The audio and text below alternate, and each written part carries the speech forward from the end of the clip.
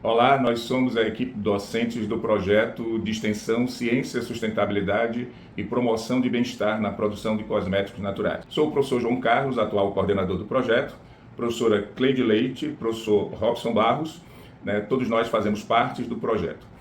Vale frisar que a idealizadora e primeira coordenadora do projeto foi a professora Josefa Virgínia, que por motivos de força maior não está aqui conosco neste momento. A partir de agora, logo em seguida, nós teremos a apresentação de todas as atividades do desenvolver do projeto e dos resultados pelas estudantes extensionistas voluntárias e esperamos que todos tenham uma boa apresentação. Obrigado. Oi, gente, meu nome é Giovana Santana, faço parte do curso técnico integrado em saneamento e hoje eu vim definir para vocês alguns conceitos importantes para que vocês possam adentrar conosco no mundo da ciência, sustentabilidade e promoção de bem-estar na produção dos cosméticos naturais.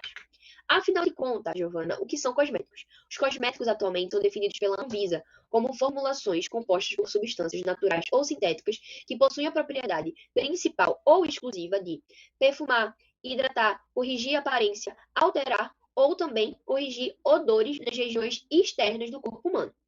A Anvisa também optou por diferenciar os cosméticos em dois grupos, os de grau 1 e os de grau 2. Os cosméticos de grau 1 são aqueles que são conhecidos por possuir apenas as condições elementares que eu citei anteriormente, mas os de grau 2 vão ter especificações além das propriedades elementares, como por exemplo, um desodorante tem apenas a condição elementar de perfumar a axila. Entretanto, um antitranspirante tem a condição específica de inibir a produção de transpiração na axila. Ou seja, o desodorante é apenas um cosmético de grau 1, porque tem uma propriedade simplesmente elementar. Já o antitranspirante vai se enquadrar em um cosmético de grau 2. Mas o que são os cosméticos considerados naturais? Os considerados naturais são aqueles que possuem, pelo menos em sua composição, 95% de componentes naturais e não podem possuir fragrâncias ou substâncias consideradas sintéticas, como, por exemplo, corantes sintéticos. Esses não podem ser inseridos em cosméticos naturais, para que possa sempre garantir a segurança de quem está consumindo os cosméticos. Acerca da definição de bem-estar, atualmente é um tema amplamente debatido, mas normalmente os cientistas entram em acordo acerca de duas vertentes, o bem-estar psicológico e o bem-estar subjetivo. O bem-estar subjetivo é aquele que diz respeito a um bem-estar momentâneo, ou seja, é a felicidade e a alegria momentânea de alguma pessoa. Já o bem-estar psicológico diz respeito a uma autorrealização. Então é como se o bem-estar subjetivo fosse algo que chegasse até o ser humano. Já o bem-estar psicológico é a constante busca pela sua felicidade final, ou seja, pela sua autorrealização de fato. Os óleos essenciais são substâncias voláteis e oleosas encontradas comumente nos tricomas das plantas. Atualmente, os óleos essenciais são amplamente utilizados na produção dos cosméticos naturais, porque possuem além das propriedades aromáticas, como por exemplo o óleo de lavanda, que é amplamente utilizado em cosméticos que possuem a propriedade calmante e relaxante, ou o óleo de alecrim, que é muito utilizado quando se trata de cosméticos capilares, porque auxilia no crescimento e hidratação dos fios. O óleo de tea tree, também conhecido como óleo de melaleuca, é um ótimo secativo para acnes e espinhas. E o óleo de tangerina é muito utilizado quando se trata de cosméticos que possuem a propriedade de despertar, de acordar o consumidor. Oi, gente, tudo bem? Meu nome é Daniele Soares, eu sou do curso técnico integrado Saneamento 6 e faço parte desse lindo projeto de química voltado para a área da cosmetologia. Hoje vim falar dos diferentes processos de produção dos cosméticos. Esses que podem ser classificados, por exemplo, entre cerosos. Os cerosos são aqueles que possuem cera em sua composição. Essa cera faz com que haja mais textura, mais propriedades emolientes, mais estabilização daquele determinado produto. Já as misturas são aquelas que há mistura de componentes ali, mas não gera assim uma reação química. Essas que podem ser entre sólido-sólido, entre líquido e líquido, entre sólido e líquido, entre líquido e gás ou entre sólido e gás. Já a saponificação é o processo de fazer sabão. Esse processo de fazer sabão é da seguinte forma: há um óleo ou gordura que junta-se com a água. Esses são catalisados pelo hidróxido de sódio e forma-se uma longa cadeia de sal carboxílico. Essa longa cadeia é o sabão. Já a emulsão é uma mistura heterogênea de pelo menos dois líquidos immiscíveis, ou seja, que não se misturam, em que um precisa estar na fase contínua e a outra precisa estar na fase dispersa. Surfactante, tensoativo ou detergente são diferentes nomes de compostos que possuem como principal objetivo misturar componentes que naturalmente não se misturariam, como o óleo e a água. Isso acontece porque eles são chamados compostos anfifílicos, ou seja, em sua estrutura possuem uma parte polar e uma parte apolar. Isso é bem visto nas imagens que eu trouxe, por exemplo. Se vocês perceberem, a gente vai ter uma bolinha, vamos assim dizer, e um corpo. Essa minha bolinha é a nossa parte polar e o corpo, a cauda dele, é a parte apolar. Quanto à classificação de surfactantes, podemos classificá-los como catiônico, aniônico, anfótero e não iônico. Essas classificações são determinadas a partir de características em comum que possuem entre elas. Então, por exemplo, um surfactante catiônico é aquele que possui em sua estrutura, na parte polar, cargas positivas. Além disso, sua principal função é a parte de condicionar, de hidratar. Já o surfactante aniônico é aquele que possui em sua estrutura, na parte polar, cargas negativas. Além disso, sua principal função é limpeza. Já os anfóteros e o não iônico são aqueles chamados de co-surfactantes, ou seja, eles atuam auxiliando e acentuando ainda mais as finalidades dos nossos surfactantes. Então, por exemplo, se eu quero produzir um shampoo, a principal função do shampoo é limpeza. Então, eu vou utilizar um surfactante aniônico juntamente com um anfótero, por exemplo. Esse que vão conseguir juntos dar o meu teor adequado de limpeza.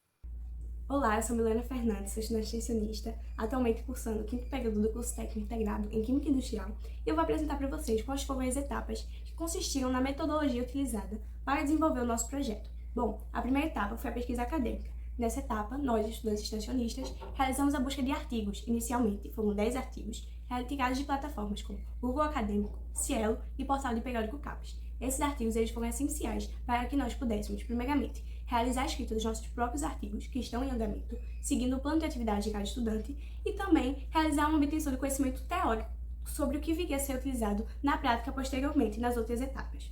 A segunda etapa foi o treinamento prático. Nessa etapa, nós realizamos o treinamento com os orientadores, inicialmente a professora Virginia e depois o professor João, e com os co-orientadores do nosso projeto, sobre as boas práticas de laboratório, normas de higiene, normas de segurança, sobre as funções dos cosméticos que deveriam ser utilizados e preparados, as funções das matérias-primas, sobre óleos essenciais. Então, nós realizamos realmente a obtenção desse conhecimento teórico.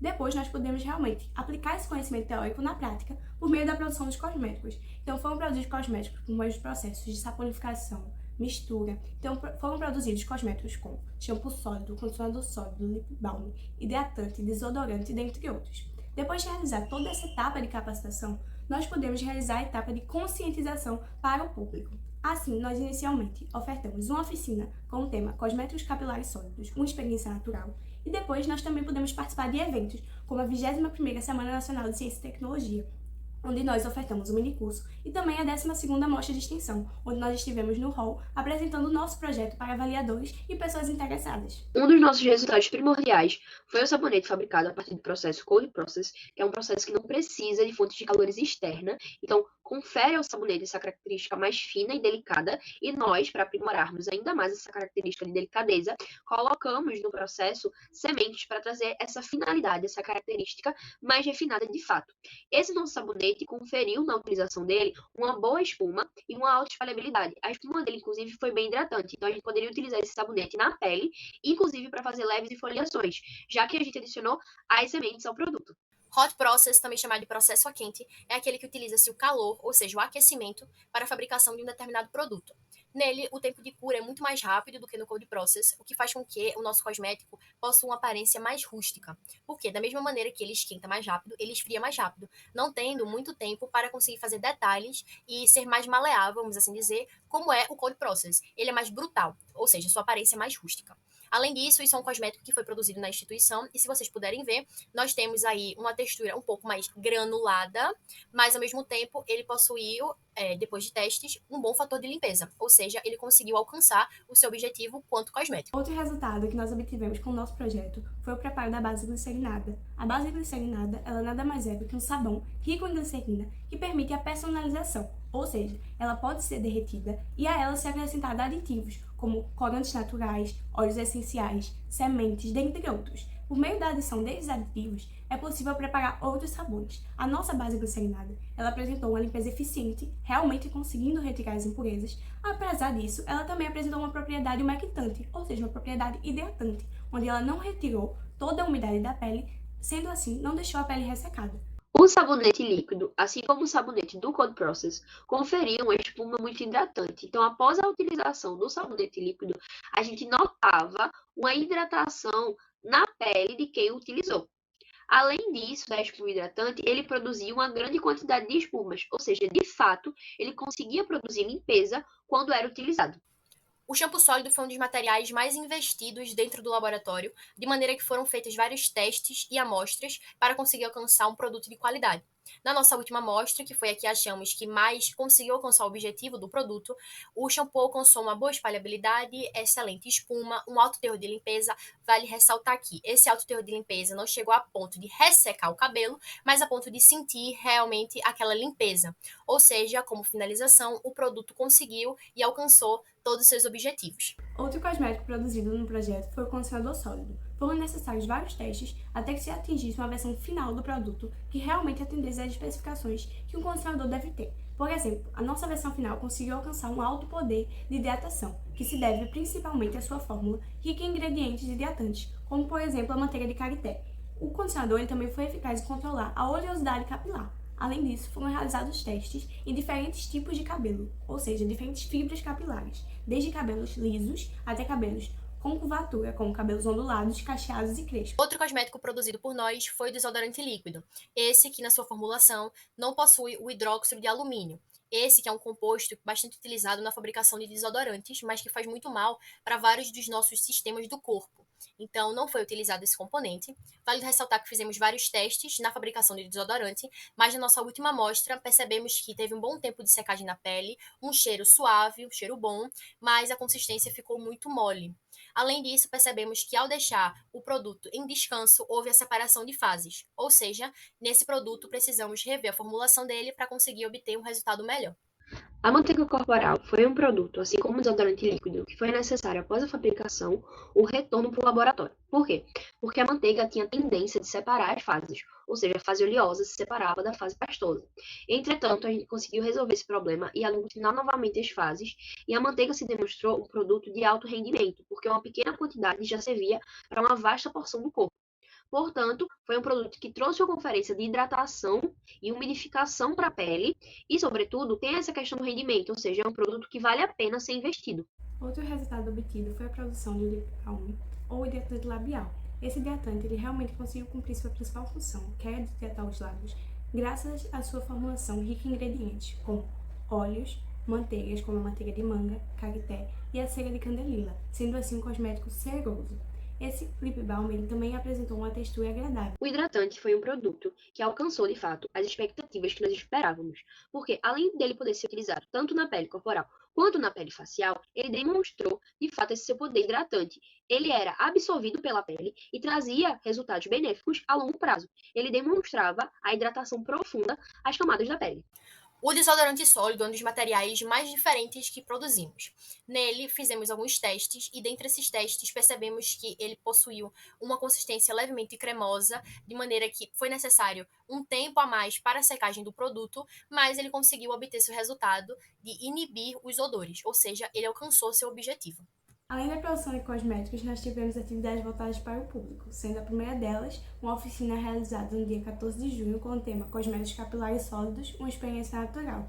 Nessa oficina, os participantes puderam viver um momento teórico com os principais conceitos e um momento prático com produção de shampoo e condicionador sólido. No final, eles responderam o formulário e nos retornaram com feedback positivo em relação à forma como o conhecimento foi repassado e em relação à sua compreensão sobre os assuntos abordados. A 12ª Mostra de Extensão do IFPE aconteceu no dia 16 de outubro de 2024, dentro da Semana Nacional de Ciência e Tecnologia, SNCT, de maneira que nós, extensionistas, nos reunimos, produzimos um banner e apresentamos no hall de entrada da instituição para avaliadores e para pessoas interessadas no momento acerca do nosso trabalho. Então, pontuamos tudo o que realizamos durante todo o ano, inclusive falamos sobre os cosméticos que nós mesmas produzimos.